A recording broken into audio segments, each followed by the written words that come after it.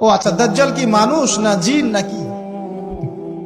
দাজ্জাল কে? এটা ফেরেশতা নাকি জিন না মানুষ? কি এটাও একটা প্রশ্নের বিষয়। কিভাবে দেখুন, আল্লাহর নবী সাল্লাল্লাহু আলাইহি ওয়াসাল্লাম বলছেন, নূহ আলাইহিস সালামের সময়ও নূহ আলাইহিস সালাম তার কওমকে দাজ্জাল সম্পর্কে সতর্ক করেছেন। তার মানে পৃথিবীর সূচনা থেকে সে পৃথিবীতে ছিল এবং সে বের হবে শেষ জামানায়, এবং বের হয়ে সে তার অনুসারীদেরকে নিয়ে বিশ্বটাকে শাসন করবে। তার মানে অনেক লম্বা একটা হায়াত সে পেয়েছে। কোন জাতি এত লম্বা হায়াত পায় বলেন তো? কোন জাতি মানব জাতিকে এত লম্বা হায়াত পায়? এই একটা মিস্টেরিয়াস ক্যারেক্টার দাজ্জাল। সে কি? তারপরে দেখুন, নবী সাল্লাল্লাহু আলাইহি ওয়াসাল্লাম একটা হাদিসের মধ্যে বলেছেন যে তাকে ওই তামিম দারির ওই দ্বীপে বন্দী করে রাখা হয়েছে। আপনারা হাদিসে জানেন, দ্বীপে বন্দী থাকা অবস্থায় তাকে সাহাবীরা দেখেছেন অনেক বিশাল আকৃতিতে, ঠিক আছে? এবং সাহাবীদেরকে সে প্রশ্ন করছিল, তামিম দারিকে প্রশ্ন করছিল যে বাইসানের খেজুর বাগানে খেজুর কি ধরে? বলে হ্যাঁ ধরে। সে বলছে অচিরেই আর ধরবে না। তারপরে বলছে তাবারিয়া হ্রদে কি পানি আছে? সাহাবীরা বলছেন আছে। বলছে অচিরেই পানি থাকবে না। তোমাদের ওই উম্মি নবীর কি খবর? তখন সাহাবীরা বলছেন যে তিনি মক্কা থেকে মদিনায় হিজরত করে এসেছেন, বদরের যুদ্ধ হয়েছে, বালতির মতো তার অবস্থা, একবার এদিকে পাল্লা ভারী হয় একবার এদিকে পাল্লা ভারী, মানে বদরে জিতেছেন, উহুদে বিপর্যস্ত হয়েছেন। তখন এই ব্যক্তি বলছে যে তোমাদের জন্য উত্তম হবে ওই ব্যক্তির অনুসরণ করা। দাজ্জাল এই কথা বলছে, তোমাদের জন্য উত্তম হবে ওই উম্মি নবীর অনুসরণ করা।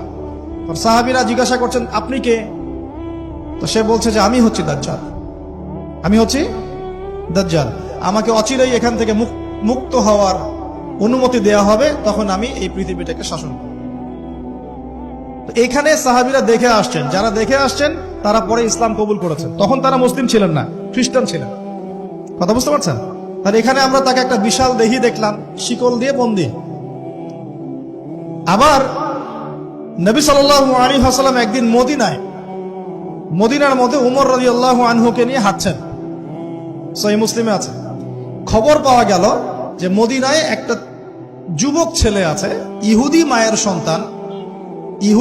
সন্তান, একটা যুবক ছেলে যার চুলগুলা কোকড়ানো, চোখটা একটু ফোলা, যার আলামতগুলো দাজ্জালের সাথে মিলে যাচ্ছে।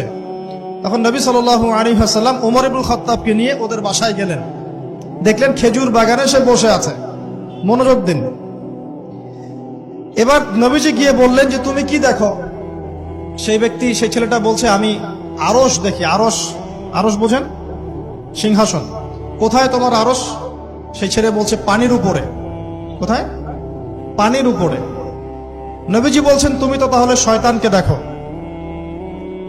নবীজি বলছেন তুমি কি বিশ্বাস করো যে আমি শেষ নবী? সেই ছেলে বলছে আপনি কি বিশ্বাস করেন যে আমি নবী? কি বুঝতে পারছেন কথা আমার? নবীজি বলছেন তুমি কি বিশ্বাস করো যে আমি শেষ নবী? সেই ছেলে বলছে আপনি কি বিশ্বাস করেন যে আমি নবী? উমর রাদিয়াল্লাহু আনহু তরোয়ালের খাপ খোলা সারা। তিনি বললেন যে ইয়া রাসূলুল্লাহ অনুমতি দেন, এর গর্দানটাকে নামাই দিই, বেয়াদব, আপনার সাথে বেয়াদবি করছে। তখন নবী সাল্লাল্লাহু আলাইহি ওয়াসাল্লাম বললেন দাআহু ইয়া উমর, তাকে ছেড়ে দাও। যদি সে সত্যিকার অর্থেই দাজ্জাল হয়ে থাকে, তুমি উমর তাকে হত্যা করতে পারবে না। কেন হত্যা করতে পারবেন না? কারণ দাজ্জালের নিহত হওয়া লেখা আছে ঈসা আলাইহিস সালামের হাতে। কার হাতে?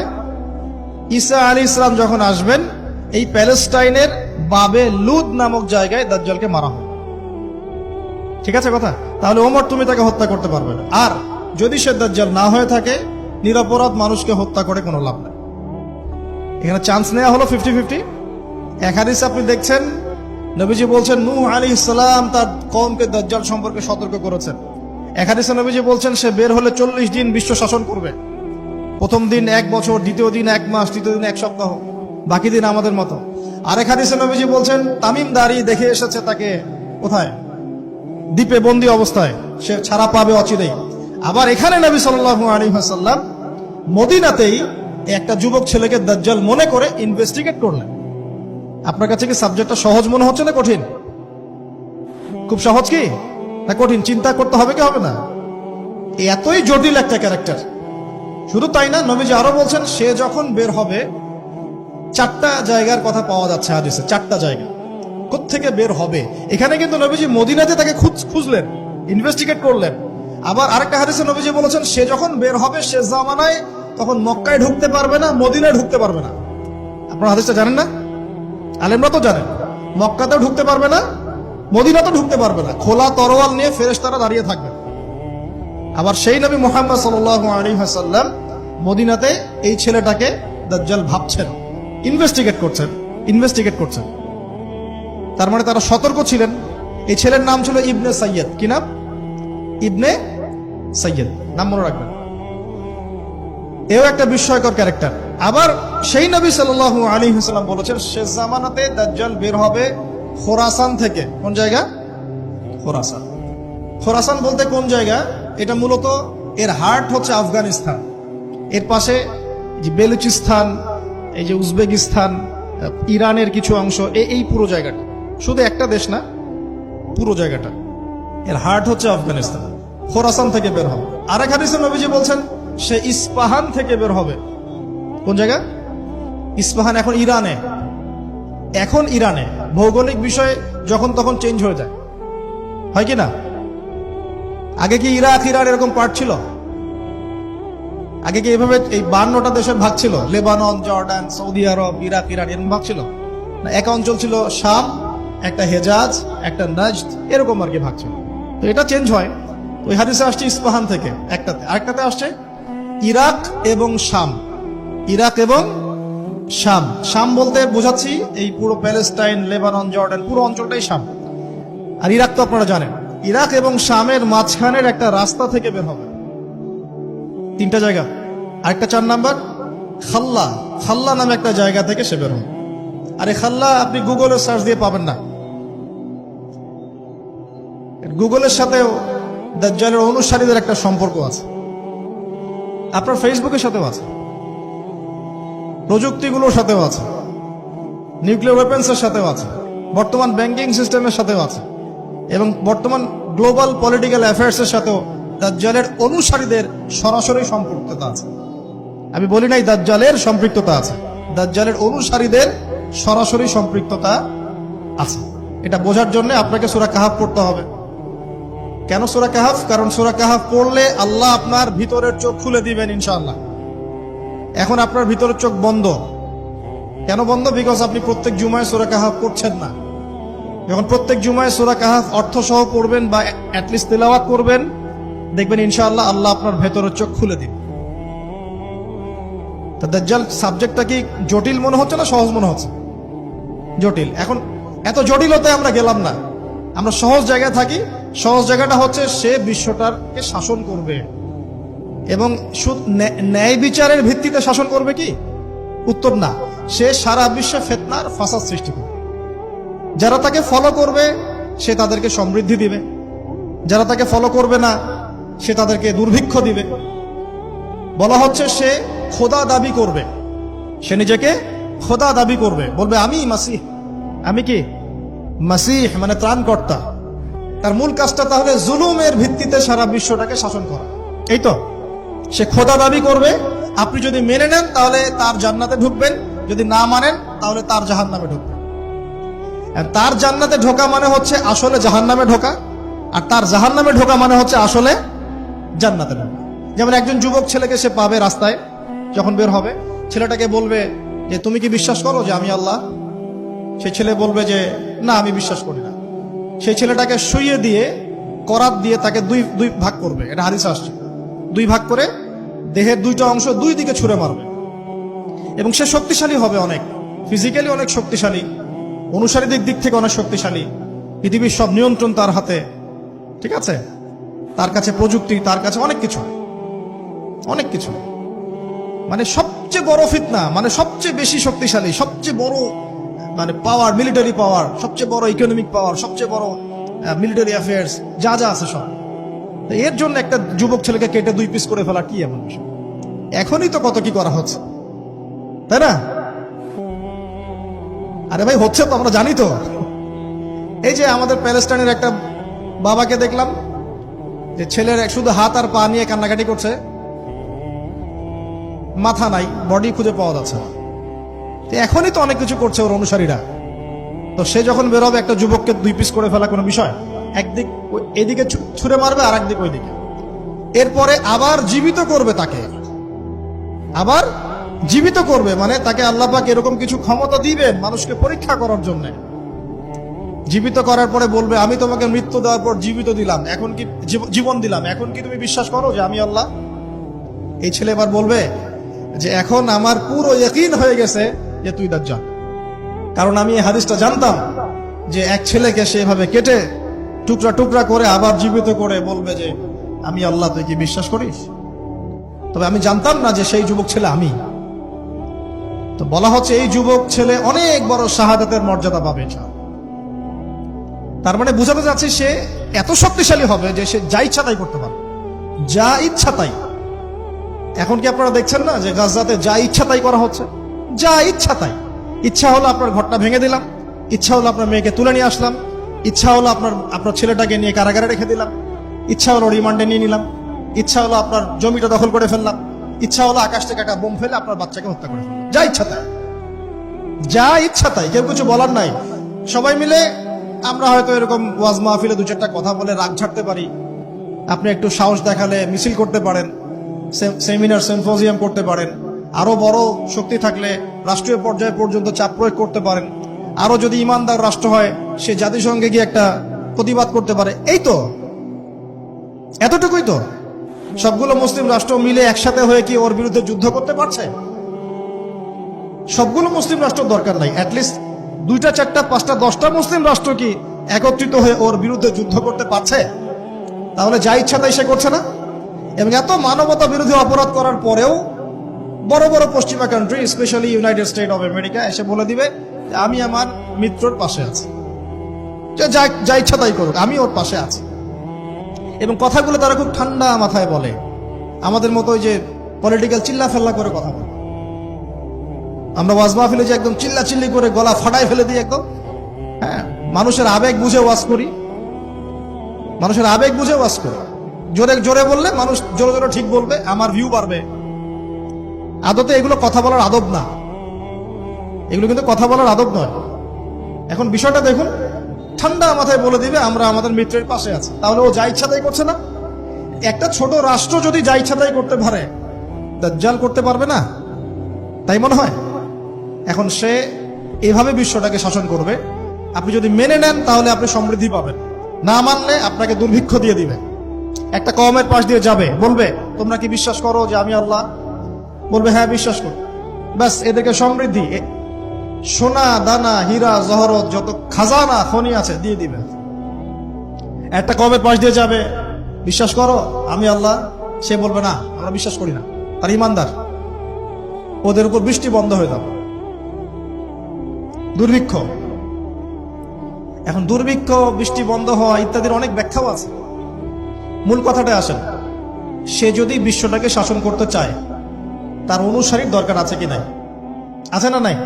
আচ্ছা, এবার একটু ভালো করে বোঝেন। মনে করেন আপনার নাম হচ্ছে আমাদের আব্দুল্লাহ ভাই, মনে করেন, বা আব্দুর রহমান, ঠিক আছে? আব্দুর রহমান ভাই আমাদের মনে করেন যে বিশ্বটাকে শাসন করতে চায়।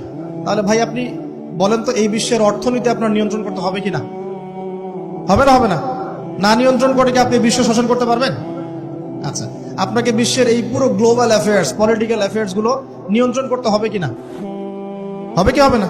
আচ্ছা, আপনাকে বিশ্বের মিডিয়াগুলো নিয়ন্ত্রণে রাখতে হবে কিনা? হবে কিনা?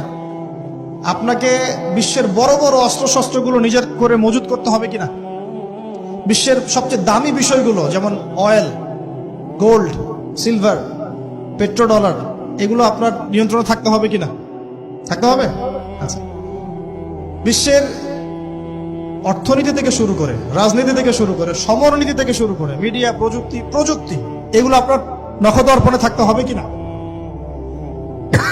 তার মানে দাজ্জাল যদি বিশ্ব শাসন করতে চায় তাকে এই প্রত্যেকটা বিষয়কে নিয়ন্ত্রণ করতে হবেই।